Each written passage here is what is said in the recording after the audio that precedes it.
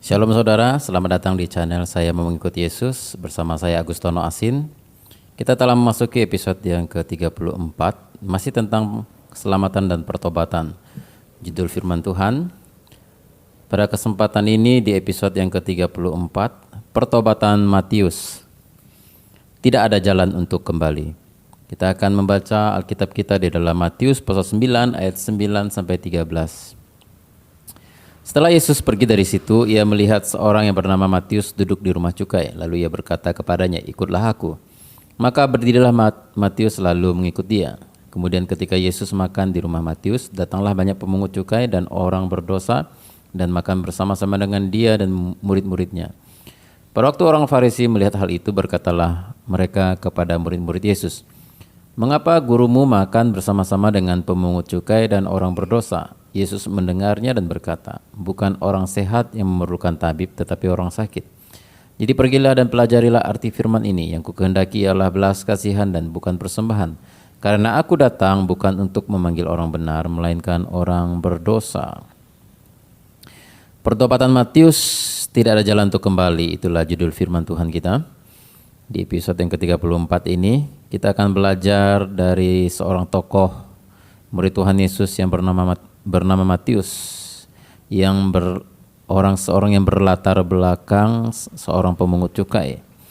Saudara yang kasih Tuhan, Matius adalah orang yang sangat berdosa dan tidak layak menjadi murid Tuhan Yesus. Ya, pekerjaan seorang pemungut cukai pada masa itu memang adalah sebuah pekerjaan yang dianggap sangat berdosa. Karena memang rawan dengan dosa, ya, rawan dengan pemerasan, rawan dengan penyimpangan, dan rawan dengan keserakahan, ketamakan. Memang akan selalu bersentuhan dengan hal seperti itu. Nah, Matius pekerjaannya adalah seorang pemungut cukai.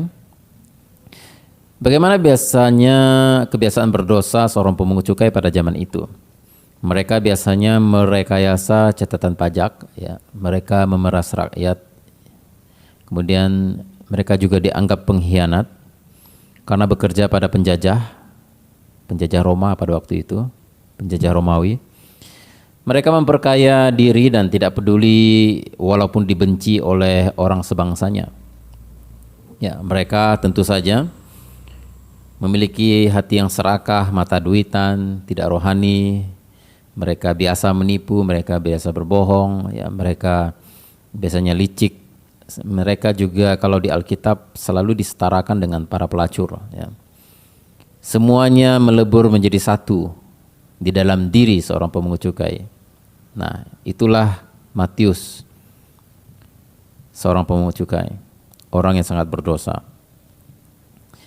Lalu Tuhan Yesus memilih Matius sebagai salah satu muridnya. Dia memilih seorang pemungut cukai menjadi muridnya, itu sebenarnya bukan ide yang bagus, saudara. Sebenarnya banyak orang yang jauh lebih baik daripada Matius. Saudara, apakah Tuhan Yesus tidak khawatir kalau Matius akan mendatangkan image yang buruk bagi dirinya? Karena ada orang berdosa yang ikut dalam rombongannya. Ya, contohnya saja kalau kita membaca di dalam ayat ini, ya. Para ahli Farisi, para ahli Taurat, yaitu protes dengan Tuhan Yesus. Mengapa Tuhan Yesus mau makan di rumah Matius, seorang pemungut cukai yang sangat berdosa? Bahkan Matius dipilih menjadi salah satu murid yang ikut bersama-sama dengan rombongan Tuhan Yesus kemana-mana. Ya, kita baca di dalam ayat yang ke-10.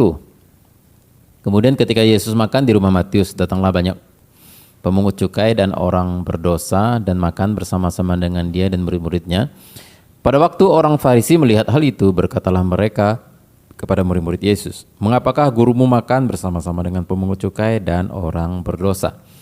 Keputusan Tuhan Yesus menerima Matius, mengambil Matius sebagai salah seorang muridnya dalam mengikuti rombongannya dalam pelayanan, itu diprotes oleh ahli Taurat dan orang Farisi, ya, karena memang seorang pemungut cukai adalah orang yang terkenal sebagai orang berdosa pada masa itu. Mengapa ia memilih seorang yang terkenal berdosa seperti Matius menjadi muridnya? Ya, seorang yang image-nya buruk di masyarakat, ya. Saudara dikasih oleh Tuhan, walaupun nampaknya Tuhan Yesus salah memilih orang, tapi ternyata ia tidak salah pilih orang, ya. Kalau kita menelusuri dan mempelajari hidup Matius selanjutnya, Matius adalah seorang murid yang sejati, yang pertobatannya patut diteladani, saudara. Nah, mari kita belajar bersama bagaimana model pertobatan Matius, ya. Yang pertama, pertobatan Matius adalah pertobatan yang sederhana. Yang pertama, pertobatan Matius adalah pertobatan yang sederhana. Matius tidak mengalami peristiwa-peristiwa spektakuler. Dia tidak mengalami mimpi-mimpi, didatangi oleh Tuhan, ya. Dia tidak mendapat penglihatan apa-apa, dia tidak mengalami mujizat apa-apa. Ia hanya didatangi Tuhan Yesus yang berkata, ikutlah aku. Hanya itu saja.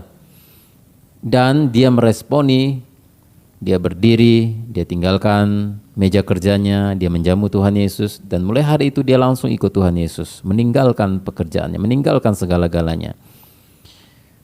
Nah, saudara yang kasih oleh Tuhan, pada masa sekarang, kalau seseorang mendapat penglihatan atau mendapat mimpi atau rohnya di bawah Tuhan Yesus, ya, menurut kesaksian banyak orang yang sering kita dengar, kalau sekarang itu adalah peristiwa yang supranatural. Tapi kalau pada masa itu ketika Tuhan Yesus masih hadir di dalam dunia, dijumpai Yesus ada hal yang biasa. Bahkan Tuhan Yesus sering ditolak masuk ke sebuah daerah. Tuhan Yesus sering ditolak oleh orang-orang yang meragukan dia. Jadi didatangi Tuhan Yesus dan diajak untuk ikut rombongannya, itu hal yang biasa pada waktu itu. Ya. Apalagi Tuhan Yesus pada waktu itu belum terlalu dikenal. Tapi Matius ketika diajak oleh Tuhan Yesus, ikutlah aku, dia segera merespon dan dia mengikut Tuhan. Itulah awal pertobatan Matius. Padahal pada waktu itu ia belum kenal siapa Tuhan Yesus, ya. Apa istimewanya Tuhan Yesus? Apa yang ditawarkannya, menguntungkan atau tidak? Apakah kalau ikut Tuhan Yesus akan menjamin masa depan, akan jadi lebih baik, lebih kaya? Ya, apa untungnya sih ikut orang ini kira-kira, ya? Semua pertanyaan ini masih misteri. Ya. Bayangkan saudara-saudara, seseorang yang datang kepada Anda belum kenal orang itu. Dan dia tidak menjamin sesuatu yang lebih baik daripada yang Anda sudah raih hari ini. Orang itu mengajak Anda pergi, pasti Anda berpikir beribu-ribu kali. Ya, Matius diajak oleh Tuhan Yesus dan dia sama sekali tidak mengenal siapa itu Tuhan Yesus, tapi dia merespon dan dia ikut, saudara. Nah, jadi Matius ini bertobatnya sederhana sekali. Didatangi Tuhan Yesus, diajak ikut, langsung dia ikut, dan langsung dia bertobat. Bahkan tidak ada bujuk rayu dan janji-janji manis ketika ia ditawari untuk ikut Tuhan Yesus. Tuhan Yesus tidak janjikan kamu akan menjadi orang terkaya di daerah ini, kamu akan semakin diberkati, kamu akan mengalami mujizat ini, itu dan sebagainya. Tidak ada. Kalau kita melihat di dalam perjumpaan yang Matius dan Tuhan Yesus dalam bacaan tadi, Tuhan Yesus hanya berkata dua patah kata saja. Ikutlah aku, cuma itu saja. Matius langsung meresponi panggilan Tuhan dan tinggalkan segalanya, tinggalkan pekerjaannya untuk menjadi murid Tuhan Yesus. Oh, itu kan luar biasa, saudara. Nah, zaman sekarang ada banyak orang dia mau ikut Tuhan kalau sudah dapat pencerahan, kalau ada penglihatan, kalau mengalami mujizat, baru dia mau sungguh-sungguh ikut Tuhan. Kalau penyakitnya disembuhkan, baru dia mau ikut Tuhan Yesus. Ketika dia terpuruk, lalu dia mendapatkan jalan keluar, mujizat, pertolongan, baru dia mau ikut Tuhan sungguh-sungguh. Nah, kalau Matius tidak, saudara, ya. Tuhan Yesus hanya berkata, ikutlah aku. Dia langsung berangkat, langsung ikut. Tanpa ada mengalami peristiwa-peristiwa supranatural apapun. Ya, sederhana sekali. Jadi pertobatan Matius adalah pertobatan yang sederhana. Jadi kalau zaman sekarang, tipe seperti Matius ini adalah tipe jemaat yang gampang respon dengan firman Tuhan. Saudara, di dalam gereja, ya, saya dalam pengalaman saya ketika melayani jemaat-jemaat di berbagai macam daerah, saya menjumpai ada jemaat yang gampang sekali respon dengan firman Tuhan. Kita berkhotbah singkat saja, menyampaikan beberapa kebenaran, mereka sudah bisa menangkap, merespon, dan mereka segera melakukan perubahan-perubahan dalam kehidupan mereka. Mereka bisa tangkap kebenaran itu. Tapi ada juga jemaat yang sudah dikhotbahkan, sudah teriak-teriak, sudah pukul-pukul meja, ya sudah bikin khotbah yang lucu, menarik dan sebagainya, tetap aja mereka ngantuk, tetap aja mereka kurang respon, tetap aja hidup mereka tidak ada perubahan. Ada juga yang seperti itu. Nah, Matius adalah tipe orang yang gampang respon. Ya, hatinya itu adalah tanah yang subur untuk firman Allah. Ya. Lebih cocoknya mungkin barangkali ayat yang cocok untuk Matius adalah Lukas pasal 18 ayat 17. Mari kita baca sama-sama Lukas pasal 18 ayat 17. Aku berkata kepadamu, sesungguhnya barang siapa tidak menyambut kerajaan Allah seperti seorang anak kecil, ia tidak akan masuk ke dalamnya, kata Tuhan Yesus. Ya, aku berkata kepadamu, sesungguhnya barang siapa tidak menyambut kerajaan Allah seperti seorang anak kecil, ia tidak akan masuk ke dalamnya. Kalau kita mau masuk surga, kita harus menyambut kerajaan Allah sama seperti seorang anak kecil menyambutnya. Nah, saya pikir Matius ini cocok dengan ayat ini.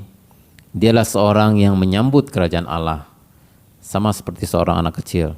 Dia menyambut kehadiran Tuhan Yesus sama seperti seorang anak kecil. Ketika diajak oleh Tuhan Yesus, ikutlah aku, dia langsung merespon, dia langsung ikut. Ya. Apakah dia tidak berpikir, dia akan dibawa kemana, dia akan jadi apa, bagaimana pekerjaannya. Ya. Jadi Matius ini adalah seorang petobat yang sederhana, saudara. Tidak mengalami peristiwa-peristiwa spektakuler apapun, tapi dia meresponi dan percaya kepada Yesus. Saudara yang kasih Tuhan, iman Matius adalah iman yang sederhana, iman yang tulus, dan iman yang murni. Jadi yang kita pelajari dari pertobatan Matius yang pertama adalah pertobatan Matius adalah pertobatan yang sederhana. Yang kedua, yang kita pelajari dari pertobatan Matius, yang kedua, pertobatan yang penuh pengorbanan. Ya. Salut untuk Matius, ia berani meninggalkan kehidupan yang sudah mapan, ya, segala kemewahan, kepastian finansial. Sebagai pemungut cukai, Matius itu sudah punya kehidupan yang mapan, ya, kehidupan yang mewah, kehidupan yang baik secara finansial pada masa itu, ya, karena pemungut pajak itu sama seperti pegawai negeri kalau zaman sekarang. Bahkan dalam bahasa hari-harinya mungkin kalau zaman sekarang itu disebut dengan lahan basah, ya, banyak can, ya, banyak kesempatan untuk dia bisa bermain. Dia bisa mengambil keuntungan yang besar dari pekerjaannya itu. Jadi saudara yang kasih Tuhan, Matius yang sudah mapan ini, Matius yang hidup dalam kemewahan, serba sudah cukup, hidup dalam kepastian finansial, hidup dalam zona nyaman, lalu datang Tuhan Yesus mengajak dia ikut, lalu dia mengikut Yesus, dia tinggalkan pekerjaannya, dia menjadi menderita, dia menjadi tidak ada kepastian gaji. Tuhan Yesus tidak ada tawarkan gaji berapa, ya, pensiun tidak ada, ya, tidak ada kepastian masa depan secara jasmani yang dijanjikan oleh Tuhan Yesus kepada Matius. Ya. Bahkan simak perkataan Tuhan Yesus di dalam Matius pasal 8 ayat 20. Mari kita baca Matius pasal 8 ayat 20. Yesus berkata kepadanya, serigala mempunyai liang dan burung mempunyai sarang, tetapi anak manusia tidak mempunyai tempat untuk meletakkan kepalanya. Nah, saudara, bahkan Tuhan Yesus tidak janjikan apa-apa secara finansial, ya, secara masa depan, secara jasmani, tidak ada dijanjikan gaji berapa, pensiunnya berapa, jaminan kepastian masa depan itu tidak ada. Bahkan Tuhan Yesus berkata, anak manusia tidak punya tempat untuk meletakkan kepalanya, burung punya sarang, ya, serigala punya liang, ya, dan anak manusia tidak punya tempat untuk meletakkan kepalanya. Nah, kok dia mau sih ikut Tuhan Yesus? Meninggalkan pekerjaannya, meninggalkan gaji tetap, ya, meninggalkan zona nyaman, ikut Tuhan Yesus dan mulai hidup dalam penderitaan dan tidak ada kepastian secara jasmani. Nah, saudara, Tuhan Yesus tidak menjanjikan harta duniawi, tapi menjanjikan kerajaan sorga. Sesuatu yang belum kelihatan, sesuatu yang masih di awang-awang. Nyata atau tidak, Ya, ada atau tidak, pasti atau tidak pasti, ya. Kalau tidak ada, maka Matius bakal sangat rugi, saudara. Jadi yang dijanjikan Tuhan Yesus itu adalah ikut dia akan dapat kerajaan sorga. Ya, ini mungkin yang membuat Matius tertarik, saudara. Tapi ini kan sesuatu yang belum kelihatan. Kelihatannya tidak ada barang ini. Ya. Jadi ini dibutuhkan iman. Ya, Tuhan Yesus menjanjikan kerajaan sorga, tapi ini sesuatu yang belum terlihat. Nah, Matius melepas sesuatu yang sudah nyata, sesuatu yang sudah terlihat, sesuatu yang sedang dia rasakan, gaji yang besar, lahan yang basah, keuangan yang melimpah, untuk mempercayai Tuhan Yesus yang menjanjikan kerajaan sorga yang belum ada terlihat sama sekali. Kerajaan sorga itu, kalau dia sampai salah mengambil keputusan dengan mau mengikuti Yesus, maka dia akan sangat rugi total, saudara. Tapi dia mengambil resiko itu. Dia memilih untuk ikut Tuhan Yesus. Ya. Walau tidak kelihatan, namun Matius benar-benar mempercayai Tuhan Yesus dan janjinya akan kerajaan sorga. Walaupun kerajaan sorga tidak terlihat, tapi Matius mempercayai janji Tuhan Yesus. Ya, dan dia percaya penuh kepada Tuhan Yesus. Dia rela berkorban, meninggalkan pekerjaannya, meninggalkan segala-galanya untuk ikut Tuhan Yesus.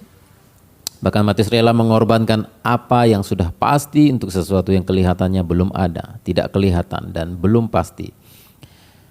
Ia melepaskan apa yang sudah nyata, yang sudah kelihatan untuk sesuatu yang belum kelihatan.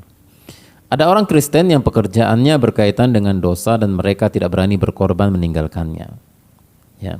Ada banyak orang Kristen yang pekerjaannya ilegal, berhubungan dengan dosa, mereka tidak berani meninggalkan itu. Mereka tidak berani berkorban untuk meninggalkan itu. Nah, tapi Matius dia berani. Dia mau tinggalkan semuanya demi ikut Tuhan Yesus. Itulah pertobatan Matius, pertobatan yang penuh dengan pengorbanan.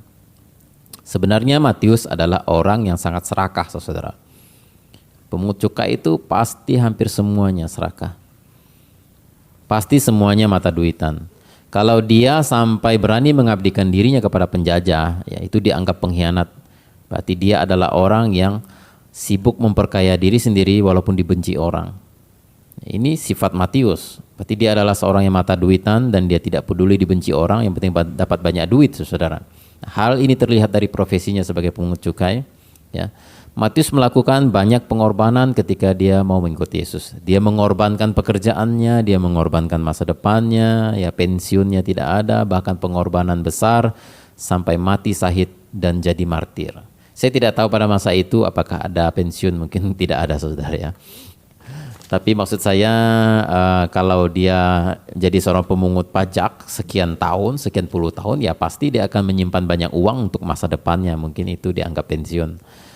Nah, saudara yang kasih oleh Tuhan, mengapa Matius demikian berani berkorban untuk ikut Tuhan Yesus? Bahkan sampai pada akhir hidupnya dia rela jadi martir, ya mati syahid. Karena Matius telah memahami betapa lebih berharganya kerajaan sorga dibandingkan dengan kerajaan dunia. Walaupun awalnya ia kurang paham. Hal ini nampak dari banyaknya catatan dari ajaran Tuhan Yesus tentang kerajaan sorga yang dicatat oleh Matius, ya.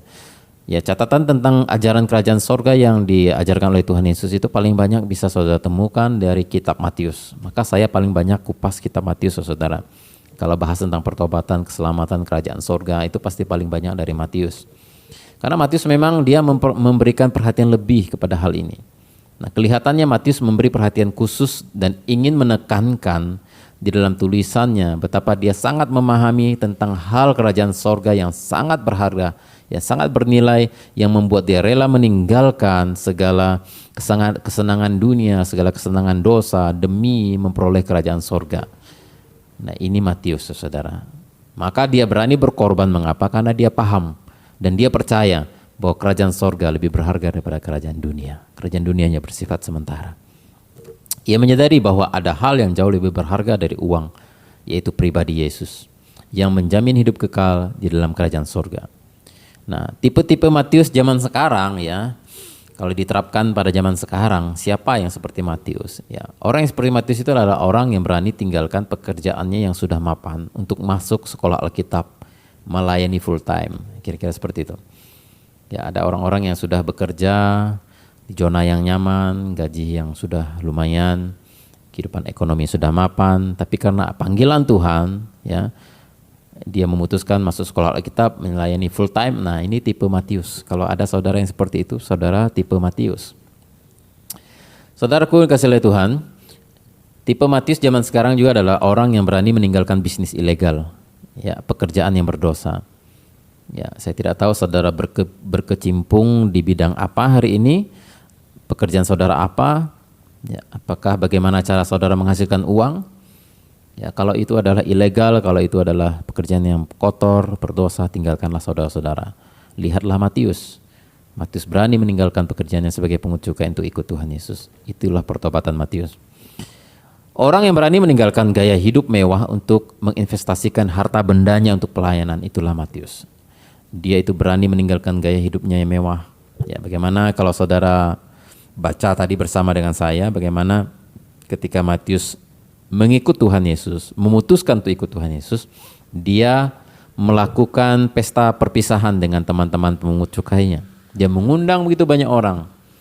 Bahkan ahli Taurat, orang-orang Farisi juga turut hadir. Berarti ini pesta yang cukup besar. Berarti Matius punya keuangan yang lumayan sehingga bisa mengundang orang begitu banyak. Ya. Jadi dia punya kehidupan yang sebenarnya sudah cukup lumayan mewah, sudah mapan.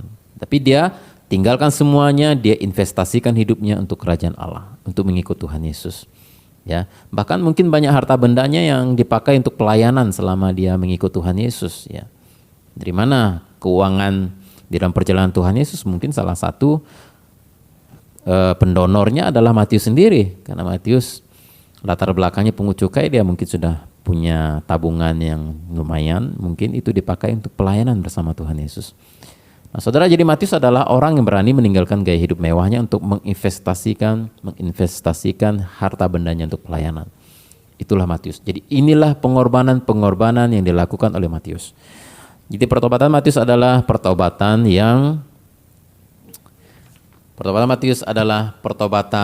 yang sederhana, yang tidak ada peristiwa-peristiwa spektakuler apapun, tapi dia dengan mudah percaya kepada Tuhan Yesus. Dan yang kedua, pertobatan Matius adalah pertobatan yang penuh dengan pengorbanan. Dan yang ketiga, pertobatan Matius adalah pertobatan yang tidak mengenal jalan untuk kembali. Ya, Matius tidak mengenal jalan untuk kembali lagi. Matius adalah seorang pemungut cukai. Pekerjaan itu sama dengan PNS di zaman sekarang.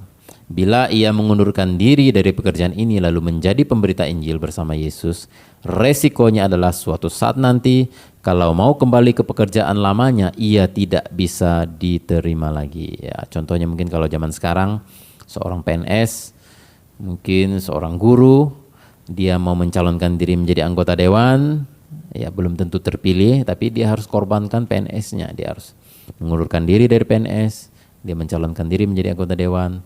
Kalau terpilih syukur, kalau tidak terpilih gigit jari, saudara.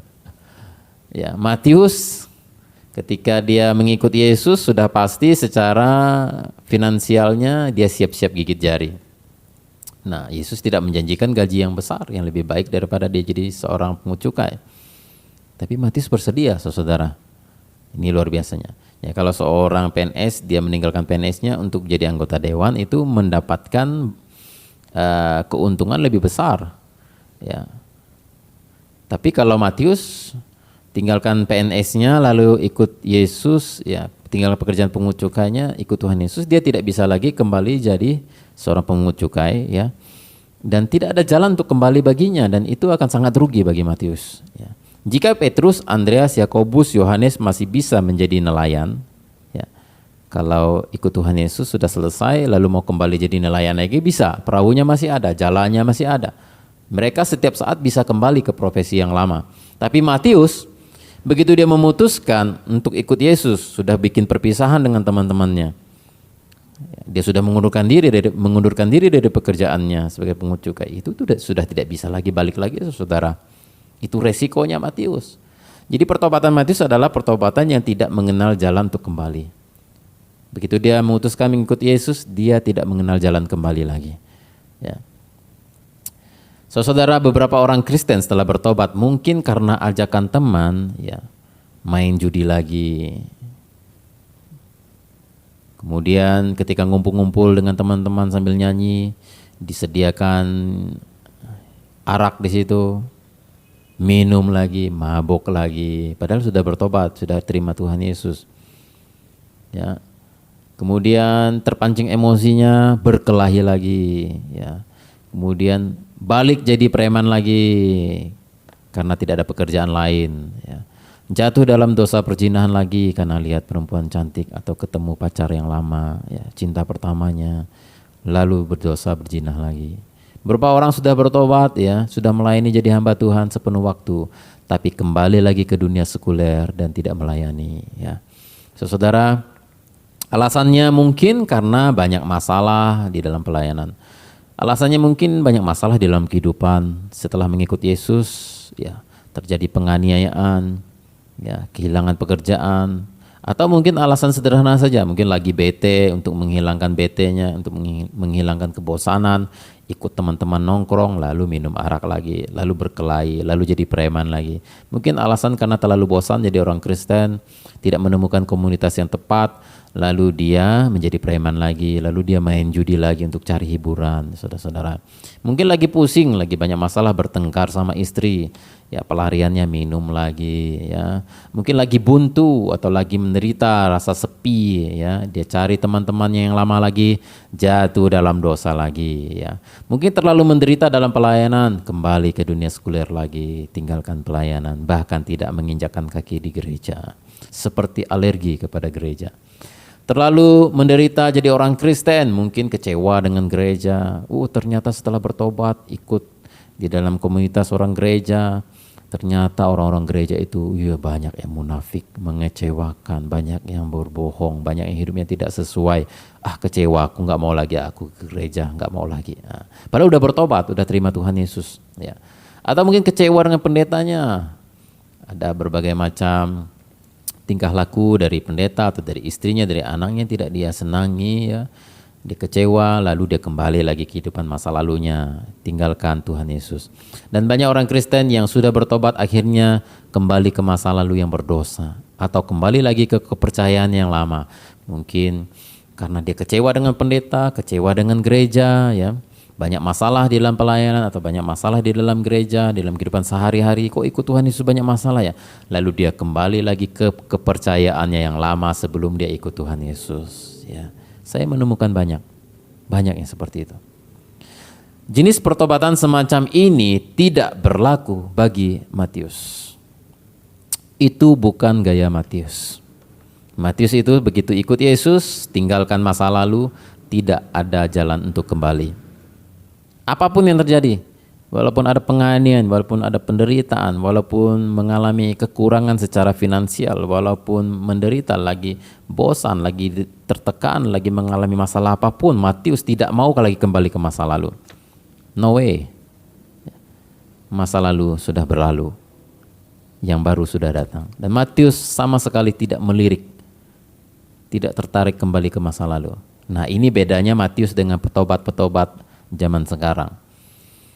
Banyak anak-anak muda yang bertobat, ya. Dia sudah terima Yesus, dia sudah bertobat, tetapi ketika berjumpa lagi dengan kawan-kawan yang lama, jatuh dalam dosa lagi. Matius tidak seperti itu. Matius adalah seorang yang bertobat, yang tidak mengenal jalan untuk kembali, yang tidak menoleh ke belakang. Itulah Matius, saudara. Ini salut dengan seorang Matius. Setelah ikut Yesus, Matius sama sekali tidak menoleh ke belakang. Ia sama sekali tidak tertarik kembali ke masa lalu. Walaupun di masa lalu dia bergelimpangan dengan harta dan kemewahan, ya. Lukas pasal 9 ayat 62 mengatakan, tetapi Yesus berkata, setiap orang yang siap untuk membajak, tetapi menoleh ke belakang, tidak layak untuk kerajaan Allah. Matius tidak mau jika akhirnya ia menjadi tidak layak bagi Tuhan. Karena Tuhan Yesus berkata, barang siapa siap untuk membajak tapi menoleh ke belakang, ya, kembali ke masa lalu lagi, melihat kepada masa lalu lagi, ya, dia tidak layak untuk kerajaan Allah. Jadi Matius tidak mau itu terjadi pada dirinya. Makanya dia tidak mau menoleh ke belakang lagi. Ketika dia memutuskan ikut Tuhan Yesus, dia maju terus, dia menatap ke depan dan dia tidak menoleh ke belakang lagi. Dia tidak tertarik sama sekali untuk kembali ke masa lalu. Itulah Matius, karena dia tidak ingin menjadi tidak layak di hadapan Tuhan. Saudara, karena situasi yang berat, beberapa orang akan kompromi, kembali menoleh ke belakang dan berharap Tuhan memaklumi mereka. Ya, padahal kalau kita membaca ayat tadi, Tuhan Yesus tidak memberikan ruang untuk kompromi dengan masa lalu. Sama sekali tidak ada ruang kompromi. Ya. Bahkan kalau kita membaca ayat-ayat sebelumnya itu, ya, ada orang yang berkata, Tuhan, aku akan ikut engkau kemanapun engkau pergi. Apa jawaban Tuhan Yesus? Ya.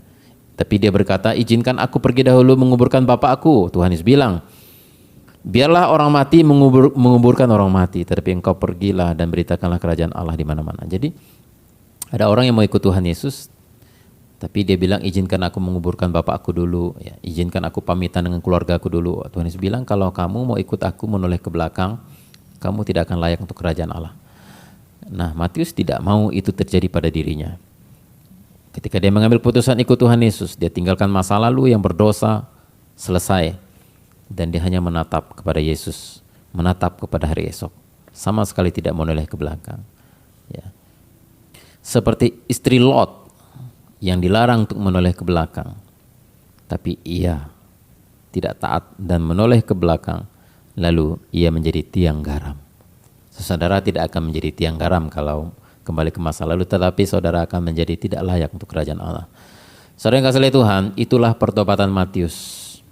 Yang ketiga, ia seorang petobat yang tidak mengenal jalan untuk kembali ke masa lalu.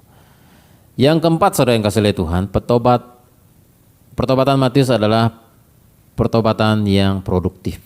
Ya, Matius adalah seorang petobat yang produktif. Setelah bertobat, Matius bukan hanya meninggalkan semua dosa-dosanya. Ya, ia juga aktif memberitakan Injil dan meninggalkan karya yang sangat berguna bagi kelangsungan pengikut Tuhan Yesus di seluruh dunia sampai hari ini. Apa itu? Injil Matius. Jadi Matius adalah seorang petobat yang produktif. Selain dia aktif memberitakan Injil setelah kenaikan Tuhan Yesus ke surga, meneruskan pemberitaan Injil, ya, sampai ke luar Yerusalem, sampai keluar Israel, ya, mengembara ke berbagai macam negara. Dia memberitakan Injil sampai dia mati syahid. Dan yang terpenting Matius menghasilkan Injil Matius yang kita baca sampai hari ini. Itu luar biasa. Jadi Matius adalah seorang petobat yang sangat produktif. Ya, sangat produktif.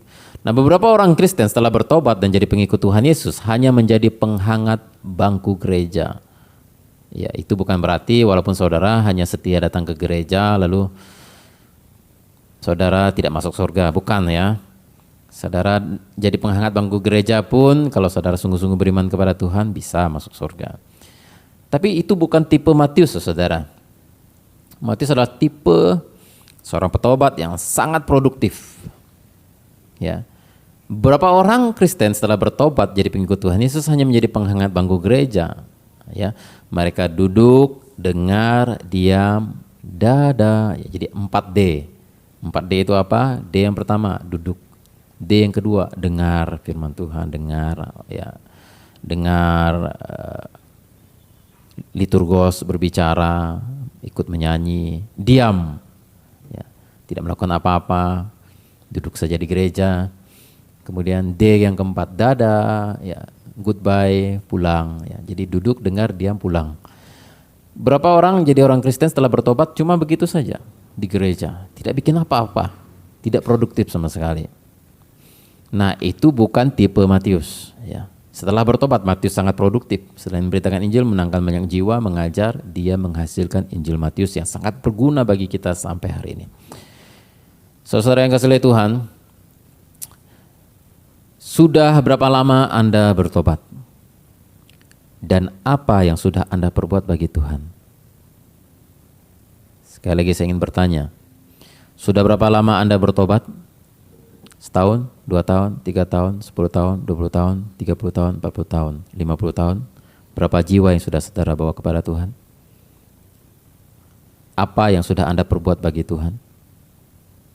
Apakah engkau hanya duduk, dengar, diam, pulang, dan tidak melakukan apa-apapun untuk Tuhan? Nah, saudara yang kasih Tuhan, kalau Anda adalah seorang petobat sejati, ya, pasti Anda akan menjadi seorang yang berpikir bagaimana caranya bisa melakukan sesuatu untuk Tuhan. Apa yang bisa aku perbuat untuk Tuhan di sisa hidupku ini? Pasti itu akan menjadi pertanyaan di dalam hati kita, seorang petobat yang sungguh-sungguh sudah bertobat. Nah, itulah Matius. Dia tidak ingin diam saja. Dia ingin berbuat sesuatu kepada Tuhan. Dan apa yang dia biasa perbuat adalah menulis. Dia terbiasa menulis catatan pajak dengan sangat teliti, ya. Maka Matius itu adalah seorang pencatat yang sangat akurat dan sangat teliti dan sangat detail, ya. Dan inilah keahlian yang dipakai oleh Tuhan di dalam diri Matius. Kenapa Yesus pilih Matius? Nah, inilah salah satu alasannya. Dan Tuhan Yesus tidak pernah salah pilih, walaupun masa lalu Matius adalah orang yang hidupnya sangat kelam, sangat berdosa, tenggelam dalam lumpur dosa. Tapi Tuhan Yesus angkat dia, Tuhan Yesus pilih dia, dan Tuhan Yesus memakai hidup Matius menjadi seorang yang sangat produktif. Sampai hari ini jasa dari Matius masih kita rasakan dengan Injil Matius yang ditulis. Tuhan pakai Matius, mengilhami Matius untuk menulis kitab Matius. Nah, saudara yang kasih Tuhan, seandainya kalau Anda sudah tua sekalipun dan tidak bisa bikin apa-apa dan hidup Anda sudah tidak produktif lagi, setidaknya Anda bisa gunakan pengaruh Anda untuk membawa anak cucu Anda untuk percaya kepada Yesus, memberikan teladan kesetiaan dan kesalehan dalam kehidupan, sehingga mereka bisa mencontoh kesalehan saudara, mencontoh kesetiaan saudara kepada Tuhan. Bahkan saudara bisa mempengaruhi mereka untuk mengikut Yesus kalau mereka belum mengikut Yesus. Seandainya saudara sudah tua dan tidak bisa buat apa-apapun, sebenarnya masih ada sesuatu yang bisa saudara lakukan. Jadi tidak ada seorang pun yang tidak bisa berguna bagi Tuhan. Semuanya tergantung kepada hati kita masing-masing. Ya. Apa yang sudah Anda perbuat bagi Tuhan setelah Anda bertobat sekian lama? Ini adalah sebuah pertanyaan bagi kita. Jadi Matius adalah seorang petobat yang produktif. Jadi saudara yang kasih Tuhan, kita belajar dari seorang petobat yang sungguh luar biasa. Matius salah seorang murid Tuhan Yesus, mantan seorang pemungut cukai yang sangat berdosa. Yang pertama, Matius pertobatannya adalah pertobatan yang sederhana, yang tidak ada peristiwa spektakuler apapun yang terjadi yang membuat dia tertarik untuk bertobat. Dia hanya menerima 2 patah kata dari Yesus. Ikutlah aku. Dia langsung ikut dan dia bertobat mulai hari itu. Dan yang kedua, pertobatan Matius adalah pertobatan yang penuh dengan pengorbanan. Dan yang ketiga, pertobatan Matius adalah pertobatan yang tidak mengenal jalan untuk kembali. Kembali kemana? Ke masa lalu yang penuh dengan dosa. Dia sama sekali tidak tertarik lagi. Yang keempat, dia adalah seorang petobat yang produktif. Saudara, inilah model pertobatan Matius yang bisa kita pelajari. Mudah-mudahan firman Tuhan ini dapat menjadi berkat bagi saudara. Amin.